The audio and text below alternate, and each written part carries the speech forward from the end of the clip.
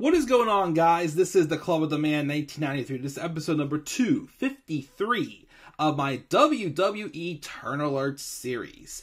As Emma Tenille Dashwood is back in WWE as a babyface.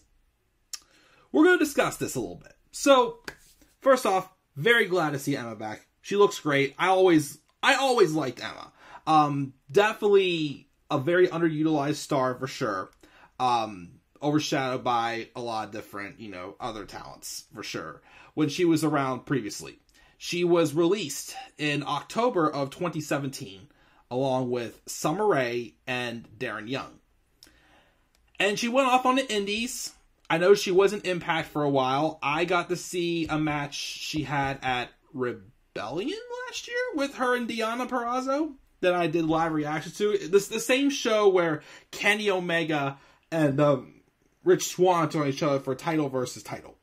So she seemed to be successful, on the indies and on her own. I'll be honest though, if Vince did not retire, I don't know if she would have came back. Well, there's two things that got me speculating once Triple H took over why Tenille gotta call her Emma again. Gotta get used to calling her Emma again. Why I felt Emma would come back. One, whenever I heard that she was a free agent and her Impact contract expired. So that's when I first started thinking, were they to consider bringing back Emma? But what also got me even more intrigued by it is, apparently for I'm not sure how long it's been going on for now, she's been dating Madcap Moss. So when I saw that, I'm like, Triple H took over, Madcap Moss is dating her, and they seem to be going on some pretty nice trips. I've seen some of her Instagram posts. They seem to be having a lot of fun doing a lot of traveling. I think they went to Italy recently or something, but some pretty good traveling they're doing in their relationship. So, 2 thumbs up, I gotta say, for that. But she did come back. Now, I gave this a week. So, let me explain this. So, Emma came back as a surprise, when she answered Ronda Rousey's open challenge. I still liked how Ronda, mocked Emma's dancing whenever she had the dancing gimmick, which was not good. I'm sorry. I mean, I didn't hate Emma, but I hated that gimmick. That I couldn't take it seriously. But anyway, so she came back. I'll be honest, the match she had with Ronda wasn't Emma's fault, but it didn't click for me. It was not one of the best matches I've seen. But, I was still glad to see her back, but, it happens. Some people just don't have, great chemistry. But, she can say she did take Ronda to the limit. But what got me doubting at first that she was returning as a face. Well, first, I thought she was returning as a face because of the way she reacted to the crowd when she came out. But then she had this exclusive interview where she said something like, I know what I have to do to become champion. Which got me thinking maybe she's actually coming back as a heel and they're reuniting her with Dana Brooke. Because I liked them as a duo when they were in NXT. Them and Dana Brooke. I mean, if there's another team that I would, be all for winning the women's tag titles, it would be Emma and Dana Brooke.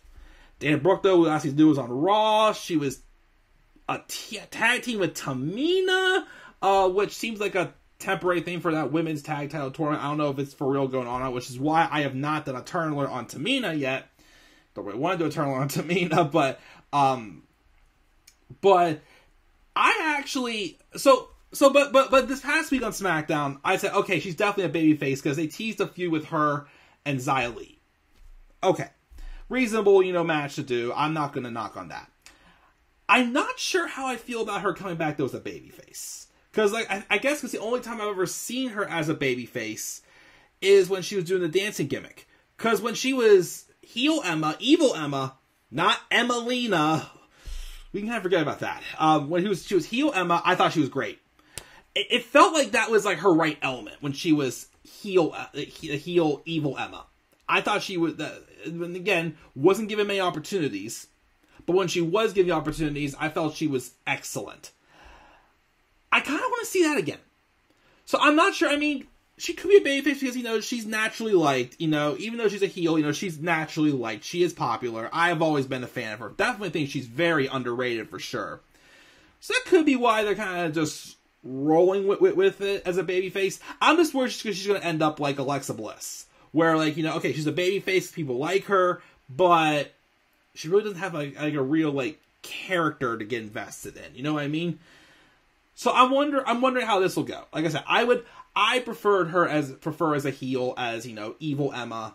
But, you know, she's loved by fans. You know, people were heartbroken for her, and she was heartbroken herself when she got released. She's just naturally liked. So that could help her get babyface momentum. But like I said, I'm not sure how long we can get, like, you know, good babyface momentum out of this. You know, it's great to be back. You know, feel great to be here, like, you know, type character. Unless there is something more that we haven't seen, we'll have to wait and see. But we'll see how this goes. If not, if you turn her heel again, I would say definitely try to put her back with Dana Brooke. I mean, at this point, Dana Brooke's been, you know, booked as crappy as she has been on the main roster. Because they were gonna have them together after WrestleMania 32 in 2016 when they both got called back up. But then Emma got hurt. And then she was gone for, like, what, 6-8 months with that whole Emelina stuff. And then she finally came out as Emelina because apparently they wanted her to be, like, you know, like, some type of, like a modeling, you know, gimmick. But it just wasn't working. So then they finally let her come out as Emelina and say, now they transfer from Emelina to Emma. And they made her evil Emma again. She returned after WrestleMania 33. And then her opportunities just got limited, unfortunately. But I know she had, because some of my favorite matches with Emma, in WWE, of course that is. Her match with Asuka at NXT TakeOver London was outstanding. I also liked her match with she was in that Fatal 5-Way match at No Mercy 2017. I think it was her, Sasha, Bayley, Nia, and Alexa, because Alexa was champion at this time. She did really good in that match. That Fatal 5-Way was an excellent, excellent match. I didn't expect it to be as good as it was. And even her she had 2 matches on her way out. At TLC 2017, she had Asuka's main roster debut match. She had to qualify for that. And I think then she had a rematch with Asuka the following week on Raw, and then she got released. But those weren't too bad also. But yeah, I hope it works out for Emma this time. You know, again, she is likable. You know, I definitely always thought she was underrated for sure.